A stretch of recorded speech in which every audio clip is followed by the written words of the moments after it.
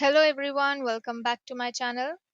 In today's video, we are going to start second chapter of SP, that is sources of corporate finance. इसके पहले वाले videos में हमने first chapter complete कर लिया था. अगर आपने पहले वाले वीडियोस नहीं देखे हैं तो ज़रूर देख लें सो दैट आपका पहला वाला चैप्टर क्लियर हो जाए. अभी शुरू करते हैं हमारा आज का वीडियो. आज के टॉपिक में हम पढ़ने वाले हैं sources of owned capital and shares के बारे में. फर्स्ट चैप्टर में हमने पढ़ा है कि कॉर्पोरेट फाइनेंस क्या होता है.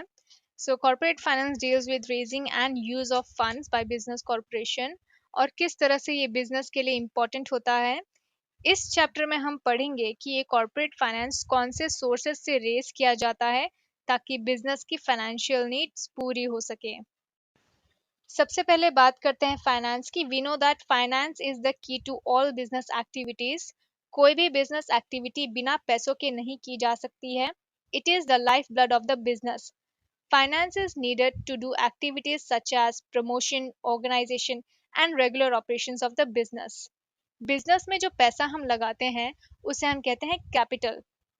That is the finance needed by business organisation is termed as capital.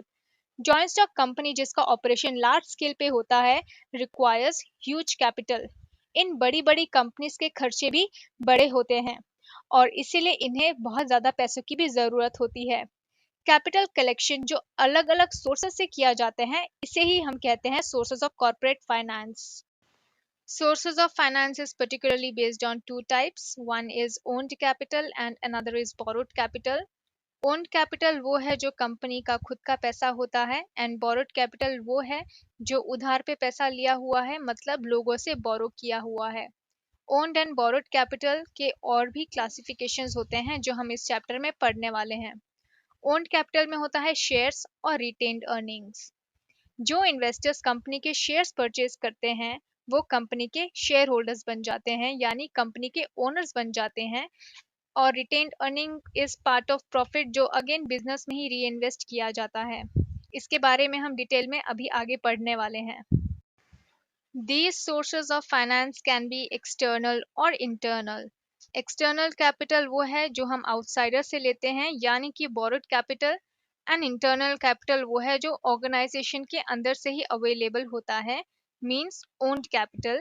This is one and the same thing. External capital is borrowed capital and internal capital is owned capital. Shares are again divided into two parts. One is equity and another is preference. Company जब पैसा share holder की help से raise करती है तो उसे हम owned capital बोलते हैं और ओनरशिप कैपिटल कहते हैं. शेयर होल्डर्स कंपनी के शेयर्स परचेज करते हैं by providing us necessary capital यानी कि पैसा. इससे कंपनी की पैसों की जरूरत पूरी हो जाती है और शेयर होल्डर्स कंपनी के मालिक बन जाते हैं. Shares means a share in the share capital. यहाँ पे शेयर का मतलब है हिस्सा. किस चीज का हिस्सा? कंपनी के शेयर कैपिटल का हिस्सा. And include stock. Stock is collection of shares. जब बहुत सारे शेयर्स इकट्ठा हो जाते हैं तो उसे हम स्टॉक बोलते हैं. हर शेयर की अपनी एक कीमत या वैल्यू होती है जिसे हम कहते हैं फेस वैल्यू, जिसे एक शेयर होल्डर परचेज करता है. शेयर कंपनी के टोटल शेयर कैपिटल का एक छोटा सा पार्ट या यूनिट होता है जिसे कि शेयर होल्डर्स खरीदते हैं छोटे छोटे अमाउंट में. इससे कंपनी को पैसा भी मिल जाता है और कंपनी अपना बिजनेस आराम से रन करती रहती है. मीनिंग और डेफिनेशन हम शेयर का पढ़ चुके हैं. अभी हम बढ़ते हैं फीचर्स की ओर. पहला पॉइंट है मीनिंग. जैसे कि हम पहले ही इसका मीनिंग देख चुके हैं कि शेयर क्या होता है. Share is a small unit, एक छोटा सा हिस्सा या पार्ट होता है in the total share capital of the company. Company के टोटल शेयर कैपिटल को जब हम छोटे हिस्सों में डिवाइड कर देते हैं तो उसे हम कहते हैं शेयर. सेकेंड पॉइंट है ओनरशिप. जो लोग कंपनी के शेयर्स खरीदते हैं वो कंपनी के ओनर्स बन जाते हैं क्योंकि उन्होंने कंपनी में अपना पैसा इन्वेस्ट किया है. और जब वो कंपनी के शेयर्स परचेज करते हैं तो इसी से ही वो कंपनी की और उनकी ओनरशिप को भी दिखाता है. थर्ड पॉइंट है डिस्टिंक्टिव नंबर. हर एक शेयर का अपना खुद का एक डिफरेंट नंबर, एक डिस्टिंक्ट नंबर होता है आइडेंटिफिकेशन के लिए, जो कि शेयर सर्टिफिकेट पे मेंशन होता है. Point number 4 is evidence of title. Evidence means proof, सबूत. कंपनी एक शेयर होल्डर को प्रूफ के तौर पे शेयर सर्टिफिकेट देती है. शेयर सर्टिफिकेट पे कंपनी का कॉमन सील भी लगा हुआ होता है, जिससे कि ये पता चलता है कि हमने कंपनी के इतने सारे शेयर्स खरीदे हैं और हम सो एंड सो कंपनी के शेयर होल्डर हैं। आजकल ऑनलाइन भी बाइंग एंड सेलिंग होती है शेयर्स की, जो जिसे हम डीमैट भी बोलते हैं, और ये इन्वेस्टर्स के बीच में काफ़ी ज़्यादा पॉपुलर है nowadays. Point number 5 is value of shares. यहाँ पे 3 कैटेगरीज दी हुई है: face value, issue price and market value. जो वैल्यू शेयर सर्टिफिकेट के ऊपर लिखी हुई होती है वही होती है फेस वैल्यू। फॉर एग्जाम्पल, किसी करेंसी नोट के ऊपर अगर लिखा है 50 रुपीज़ तो उसकी वैल्यू होगी 50 रुपीज़। और इशू प्राइस वो होता है जिस प्राइस पे कंपनी शेयर्स को बेच रही होती है। एंड शेयर्स के प्राइसेस मार्केट वैल्यू के डिमांड एंड सप्लाई फोर्स पे डिपेंड करता है। Point number 6 is rights.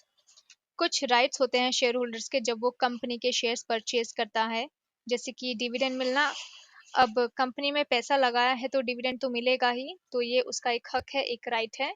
Company के स्टैट्यूटरी बुक्स देख सकता है, वो इंस्पेक्ट कर सकता है इन इम्पोर्टेंट बुक्स को। कंपनी की मीटिंग्स को अटेंड कर सकता है, इन मीटिंग्स में अपना वोट दे सकता है। और ऐसे ही कई सारे राइट्स होते हैं एक शेयर होल्डर के। Point number 7 is income.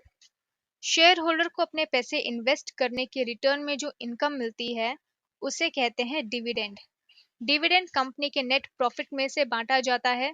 अब शेयर होल्डर ने फ्री में तो पैसे दिए नहीं हैं, तो उसे रिटर्न में जो मिलता है उसे हम कहते हैं डिविडेंड, जो कि उसकी इनकम भी होती है। Point number 8 is transferability. कोई भी पब्लिक लिमिटेड कंपनी के शेयर्स इजीली ट्रांसफरेबल होते हैं। कोई भी उसे इजीली किसी और को ट्रांसफर कर सकता है। जैसा भी प्रोविजन दिया गया होगा आर्टिकल्स ऑफ एसोसिएशन में, उस बेसिस पे शेयर्स ट्रांसफर होंगे। Point number 9 is property of share holder. Company के शेयर्स खरीदना एक तरह से प्रॉपर्टी के जैसा ही होता है, जिसे हम ट्रांसफर कर सकते हैं।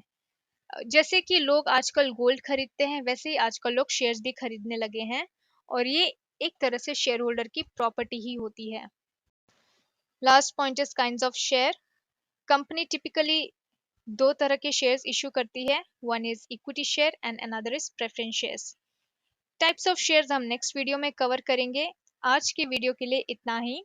सो students, today we have learned sources of owned capital, meaning of shares, and features of shares. I hope you have understood this topic well, and I will see you in my next video.